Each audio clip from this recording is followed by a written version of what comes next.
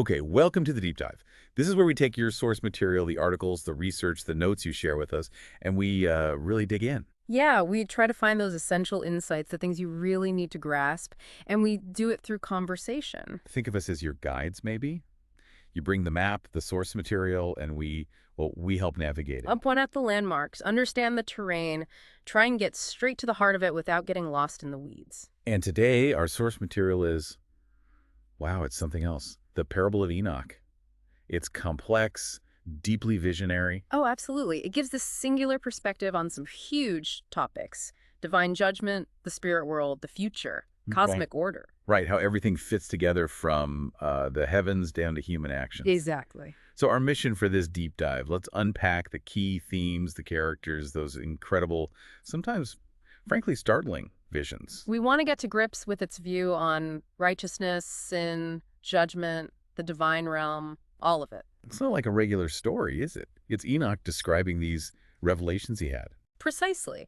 And he starts by saying he received three specific parables, full of wisdom, he says, unlike anything seen before. Okay, so parable one, it just throws us right in, doesn't it? What's the absolute first thing he sees? He sees the congregation of the righteous appearing, this gathering of the holy, Uh-huh. and right alongside that, judgment, the expulsion of sinners from earth. It's a stark, absolute separation from the get-go. Yeah, the text doesn't pull any punches about their fate. It's darkness for them, contrasted with light for the righteous. Pretty grim. Like, It even suggests, it might have been better if they'd never been born. And it's a total flip of earthly status. how so? Well, it specifically calls out the kings and the mighty, earthly power structures. They perish. They're handed over to the righteous and holy. Wow. And no appeals, no mercy at this point. None mentioned. Their life, it says, is just, at an end. It's the absoluteness that's striking. Not just individuals, but targeting power itself. Hmm. Right, and amidst this, something surprising happens. A descent Descent. of elect and holy children from heaven. They come down to become one with the children of men. Okay, that's interesting. What could that mean? A different kind of interaction. It seems to foreshadow something, yeah. Oh. And while this is happening, Enoch himself gets these specific books. What kind of books? Books of zeal and wrath and books of disquiet and expulsion. So, reinforcing that theme of judgment, the end of mercy for the condemned. And things shift for Enoch personally, right? He gets moved. Dramatically. Oh. Carried off by a whirlwind to the end of the heavens. And what he sees there, it's quite something. The dwelling places of the holy, resting places of the righteous, what are they like? Places of peace, interaction. He sees the righteous there, talking with righteous angels. And these angels, they have a job to do. A really significant one. The text says they are petitioning, interceding, praying for the children of men back on earth. Really, so not just hanging out in heaven, but actively involved with earth. Yes, and the result of this intercession is key. Because of it, righteousness flows like water and mercy like dew upon the earth. Wow. And this state, it says, will be amongst them forever and ever. So there's this constant connection facilitated by these angels. Okay, let's unpack that. This isn't just a static heaven, it's dynamic. Angels are bringing divine favor down to humanity. It suggests a cosmos with structure, roles. Heavenly beings aren't just bystanders, they're involved in sustaining righteousness and mercy on earth, at least for those aligned with God's order. And this is where a really crucial figure appears, isn't it? The elect one. Yes, Enoch sees him dwelling under the wings of the Lord of Spirits. He's defined by righteousness and faith. And the text says something important about his time, right? It makes a huge statement. Righteousness shall prevail in his days, and the righteous and elect with him. Without number, countless. So his arrival isn't just incidental. It marks an era where righteousness actually wins out. How are the righteous with him described? Powerful imagery. Strong as fiery lights. Mouths full of blessing, always extolling God. And like the elect one, their righteousness never fails before God. It's a total purity, unwavering devotion. And Enoch himself reacts quite personally to this. Deeply. His spirit longs for it. He recognizes it as his destiny, his portion from God. He just bursts into praise for God eternal, all-knowing. He also sees this host, this group that sleeps not, angels. Seems like it. Constantly praising God.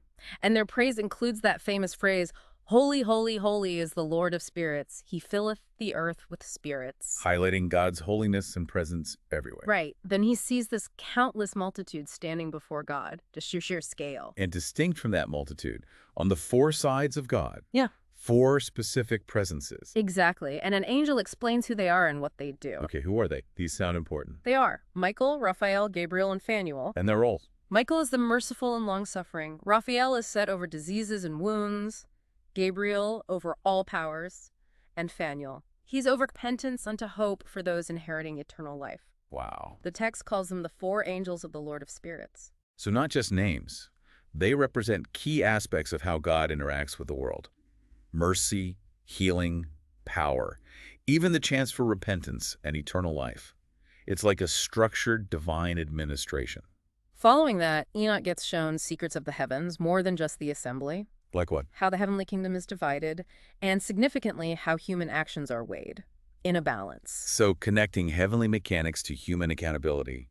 He sees where people end up too. He does. The mansions for the elect and holy, but also how sinners are actively driven out, dragged off for punishment. The vision then shifts again, doesn't it? Yeah. To secrets of nature. Yes, things we see every day, but shown from a divine control perspective. Lightning, thunder, winds, how they're divided, directed. Clouds, dew, the chambers for hail and mist. So even the weather isn't random. It's all part of this divine order. Hmm? What about the sun and moon? He sees their chambers, their movements, going out, coming back. The text stresses their precision, their stately orbit. They never leave it. And they keep faith with each other according to an oath that binds them. They move exactly as God commands. There's that striking detail too. They give thanks and praise and rest not. And their thanksgiving is their rest. What's that about? It frames the whole cosmos as being in constant worship just by functioning as ordered. Their movement is their praise. Changes how you think about rest, doesn't it? It does. And this order has direct consequences for Earth. Absolutely. The sun changes for blessing or curse. The moon's path is light for the righteous, darkness for sinners. God's separated light darkness, divided spirits, strengthens the righteous. And nothing, no angel or power can hinder God's judgment. There's a short allegory tucked in here too about wisdom. A poignant one. Wisdom came looking for a home among humans on earth, found none suitable, and returned to the angels. But unrighteousness. Unrighteousness did find a home, found those it wasn't even looking for, apparently, and settled in easily, like rain on thirsty ground. That paints a pretty bleak picture of humanity's openness to wisdom versus unrighteousness, doesn't it? It certainly suggests wisdom isn't readily embraced, while its opposite finds fertile ground. Enoch then sees other lights, stars. God calls them by name. They obey. They're weighed. Yeah, weighed by light, space, appearance. Angels measure their revolution, which produces lightning. And there's a meaning behind this, a parable. The angel explains, these stars represent the holy who dwell on the earth and believe in the name of the Lord of Spirits. Okay, connecting the cosmic to the faithful on Earth. But then there's that odd detail. Some stars become lightnings. Yeah. It can't change back. Right, a strange specific image, and that's where the first parable ends. So parable 2. The text says this one is concerning those who deny the name of the dwelling of the holy ones in the Lord of Spirits. A direct focus on the deniers. And their fate. Pretty severe. Can't ascend to heaven, can't even come to earth. They're just preserved for suffering, tribulation. The elect one is immediately central again, sitting on the throne of glory, judging works. Yes, and it mentions innumerable rest places for the elect, and their souls actually grow stronger just by seeing the elect ones. And God will cause this elect one to dwell among those who call on his name. So, not just judgment, but a future dwelling. Seems so. And this future involves a huge transformation, cosmic level. How so? Heaven becomes an eternal blessing, eternal light. And the earth itself is transformed into a blessing. The elect will live on this transformed earth. But, and this is crucial, sinners and evildoers Cannot set foot on it. The separation from Parable 1 becomes permanent reality in this final vision. So, total contrast. Peace for the righteous on a blessed earth. Utter destruction for sinners from the earth. Then comes this really pivotal vision. Enoch sees the head of days, ancient white hair on a throne, and with him, another being. Looks like a man, gracious countenance like a holy angel. And Enoch asks the obvious question, who is this son of man? Why is he with the head of days? And the angel's answer is, well, it's foundational for this text. This is the Son of Man who hath righteousness, Right. with whom dwelleth righteousness, and who reveals all the treasures of that which is hidden. Reveals hidden treasures. Okay. Because the Lord of spirits hath chosen him, and whose lot hath preeminence before the Lord of spirits in uprightness forever. Wow. Okay, hold on. This figure, looking like a man, the eternal head of days, he's called the Son of Man, defined by righteousness, a revealer, chosen by God, with preeminent status forever. That's huge. It is, and his power is immediately shown against earthly rulers. He'll raise them from their seats, loosen their reins, break their teeth. Humble them completely, shame them. Their end is darkness, worms, no hope of rising, specifically because they didn't extol God's name. And the text lists why they face this. They judge the stars of heaven. Remember, the stars are the holy on earth. Ah, right, so they persecute the faithful. Exactly. They misuse the earth. Their deeds are unrighteous, power based on riches, faith in idols, denying God, persecuting believers. So their judgment is tied directly to oppressing the righteous and rejecting God's order. And during this time, a powerful scene in heaven, the prayers and the blood of the persecuted righteous ascend to God. The blood cries out, essentially. Yes. And the holy ones in heaven join in, supplicating, praying, praising, thanking, all on behalf of the righteous bloodshed, asking for judgment, for an end to the suffering. So suffering on earth directly prompts action and unity in heaven. Right. Enoch sees the head of days on the throne, the books of the living opened, hosts all around, and the text notes the joy among the holy. Joy. Why joy? Because the required number of the righteous offered up has been met, their prayer is heard, and their blood will be required.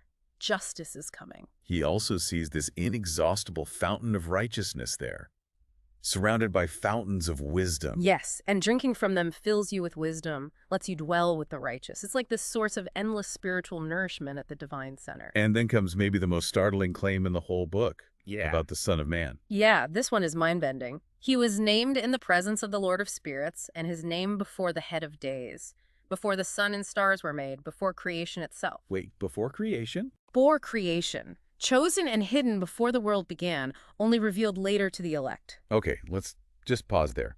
He wasn't just planned for the end times. His identity, his name, existed in God's presence before anything physical was made.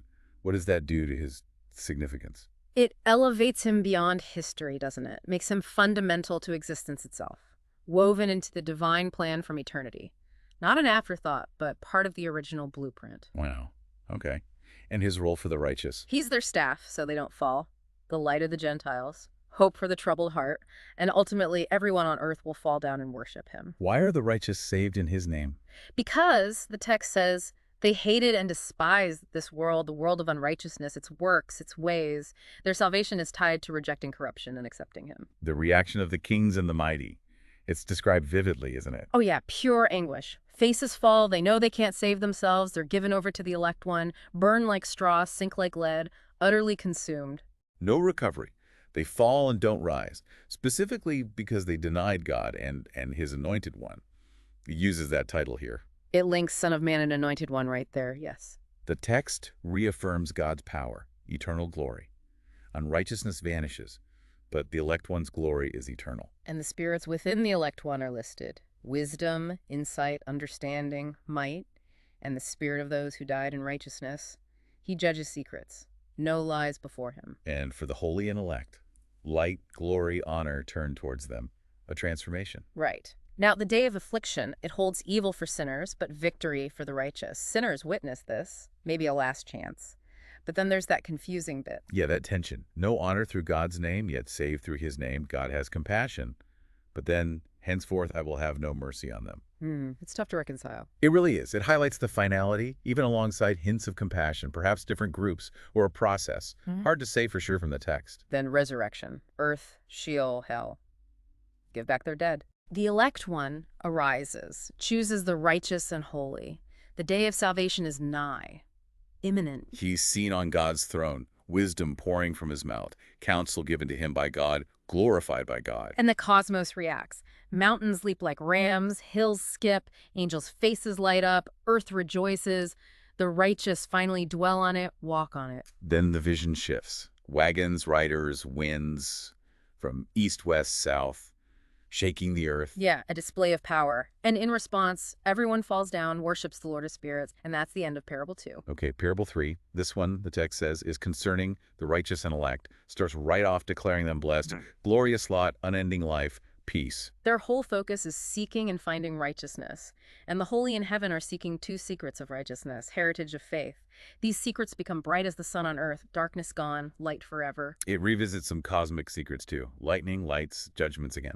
Yes, reinforcing the theme, how they judge for blessing or curse. Thunder, too.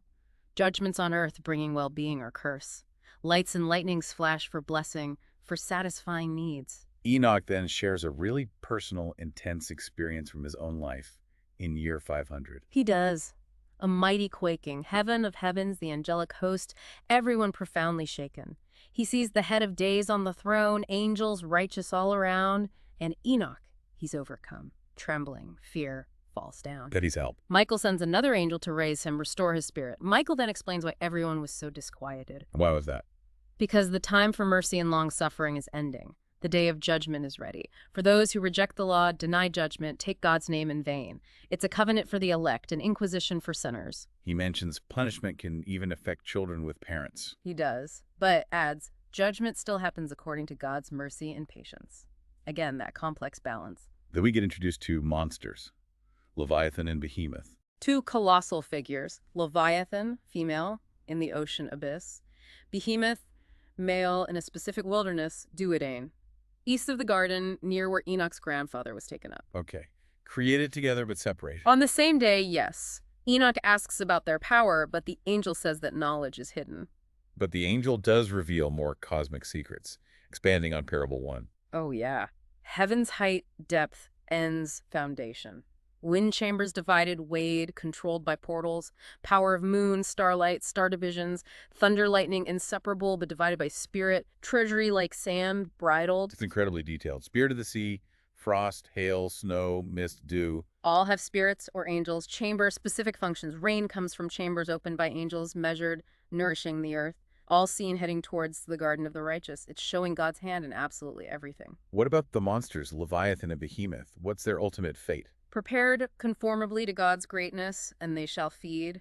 Doesn't say much more. Part of the grand design, it seems. Then Enoch sees angels with cords, flying north to measure something. Right.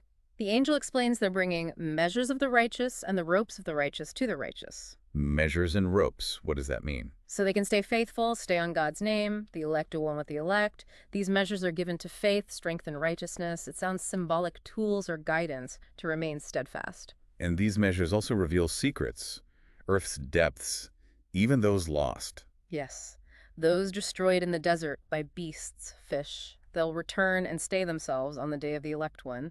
None destroyed before God, none can be destroyed. Suggests resurrection, restoration, even for the physically lost. Heavenly beings react, commanded, united. One voice, one light. Blessing, extolling, lauding with wisdom, spirit of life. Cosmic harmony. The elect one is central again. On the throne, judging works weighed in balance. God commands earthly rulers to recognize him. Spirit of righteousness poured on him. His word slays sinners. And when the kings and mighty see him stand up, recognize him on the throne. Righteousness is judged right there. No lying word. Pain seizes them like a woman in labor. Terrified, downcast, agony seeing the Son of Man. But their response is kind of ironic. They bless and glorify the hidden ruler. Exactly. The Son of Man, hidden from the beginning, preserved, now revealed. They see the elect standing there, and these kings fall down, worship, hope, even petition for mercy. Does it work? No. God presses them. They leave hastily, faces full of shame, darkness, delivered to angels for punishment, vengeance, specifically for oppressing God's children, the elect. And the righteous witness this. They rejoice. They rejoice over the punished, see God's wrath, the divine sword, grim, but part of the vision. Their own fate, the righteous and elect. Absolute salvation. Saved, never see sinners again. God and the Son of Man live with them forever. Eating, lying down, rising up, constant fellowship. They rise from earth, clothed in glory, life. Garments don't age, glory never fades. The mighty kings facing punishment, they make one last plea. They implore the angels of punishment for just a little respite. Time to worship God, confess their sins. They bless God, finally acknowledge his power, his secrets. And their confession is quite detailed. Very revealing. They wish for rest now to glorify, but find none. Pursue it, don't get it. Light's gone, darkness is home. They admit they didn't believe or glorify God when they could, hoped in earthly power instead. They admit there's no salvation in suffering, no respite even for confession. Yes, they acknowledge God is true, just, impartial. They pass away because of their works, their sins justly reckoned. Souls burdened by ill-gotten gains go down to Sheol. Their final state.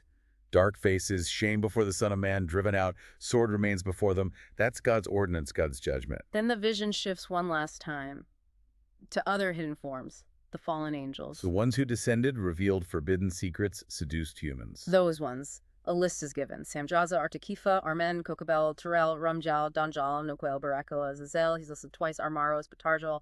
Lots of them. Chiefs over groups. And specific bad actions are mentioned. Very specific. Jukan led astray sons of God via human women. Esbeel gave evil counsel, defiled himself.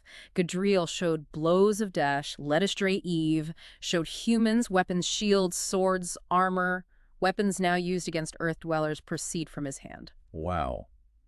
Penemu taught bitter and sweet, wisdom, secrets, and writing. Ink and paper. Yes. And the text says, through this knowledge many sinned. Men weren't created for this like angels. Death came through this knowledge and power. Kazdeja showed wicked spirit demon stuff, smiting embryos, snake bites, heat stroke. That's quite a charge sheet. Is blaming specific evils warfare, maybe misused knowledge like writing, even certain kinds of harm on these fallen angels corrupting humanity. Exactly. It's an alternative origin story for certain kinds of sin and suffering, tracing them back to this angelic fall and illicit sharing of knowledge. And there was an oath involved. Bika, a cat. A powerful one.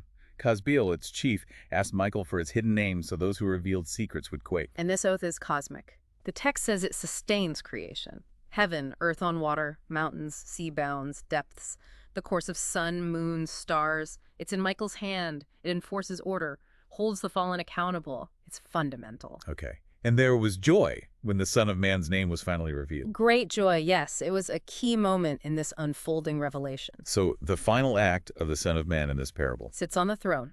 Judgment given to him. Sinners, the fallen angels who led astray, destroyed from earth, bound, imprisoned, their works vanish. And the final line is powerful. From now on, nothing corruptible, because the Son of Man has appeared, taken his throne, evil passes away.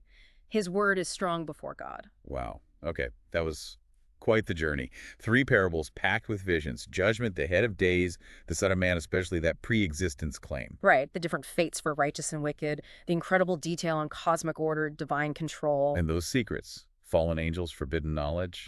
It's a lot to take in. It really provides this unique, highly detailed framework for understanding, well, one specific perspective on the end times, how the cosmos is run, where certain evils came from, and the ultimate stakes of it all. It really does. And thinking about those specifics, like the fallen angels teaching weapon making, writing, cosmetics. Yeah. How does this text make you think about knowledge itself? That's a great point. Is all knowledge good? Or can certain kinds, maybe revealed improperly or used wrongly, actually be dangerous? This text seems to suggest the latter, tying specific knowledge directly to sin and death via those angels. Yeah, put the different spin on things. Or what about that repeated idea, the Son of Man named, chosen, hidden before creation? We said it makes him eternally significant. But what does it suggest about history? Is it just things happening, or is it more like the slow unveiling of a reality that was already complete, already established with the Son of Man at its center before time even began? That's definitely something to chew on. How does that pre-existence change how you view the whole cosmic drama unfolding in these parables? What does this deep dive spark for you? Good questions to leave us with. Thank you for going on this deep dive with us today. Always fascinating to unpack a text like this. Thanks for the conversation.